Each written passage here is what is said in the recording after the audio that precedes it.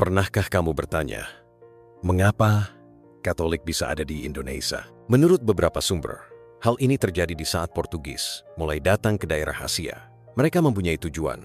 Selain menguasai jalur rempah-rempah, mereka juga mempunyai misi untuk menyebarkan agama. Mereka tidak pernah membentuk pemerintahan kolonial besar seperti Belanda atau Inggris, tapi mereka menguasai dan membangun benteng di berbagai titik penting. Dari bangsa Portugislah kemudian Katolik berkembang di Indonesia.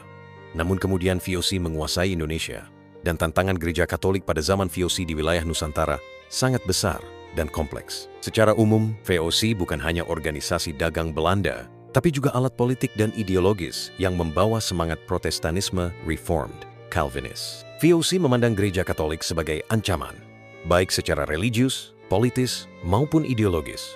Bayangkan, sebuah zaman ketika membawa rosario bisa dianggap subversif, ketika salib tak lagi boleh digantung, tapi harus diselipkan diam-diam di balik baju.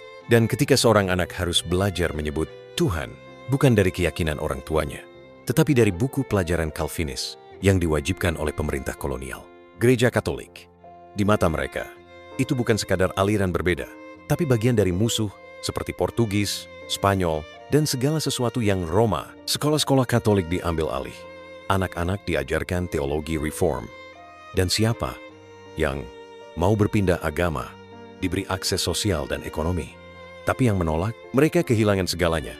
Bahkan hak untuk menikah atau mencatatkan anak mereka sebagai warga resmi. Ya, agama dijadikan prasyarat kewarganegaraan. Namun iman Katolik tak mati begitu saja. Dalam surat-surat tua para Dominikan dari Manila, ada kisah yang mengharukan. Anak-anak dipaksa belajar di sekolah Protestan dan meninggalkan rosario. Tapi para ibu mereka diam-diam mengajarkan doa Salam Maria dan membuat salib kecil dari bambu untuk disembunyikan di balik baju anak mereka.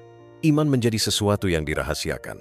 Tapi justru karena itu, ia bertahan. Seperti bara dalam abu, Katolik hidup sebagai agama yang tersembunyi namun tak padam, menyeberang zaman melalui cerita dari mulut ke mulut, dari ritual dalam bilik gelap hingga air baptis yang diam-diam dituangkan di malam hari. Dan jika hari ini kamu bisa memegang rosario tanpa takut, bisa menggantung salib tanpa disembunyikan, itu bukan hanya karena kemajuan zaman, tapi karena ada ibu-ibu Katolik di abad ke-17 yang diam-diam mengajari anaknya doa Bapa Kami dan Salam Maria, saat semua yang resmi memerintahkan sebaliknya.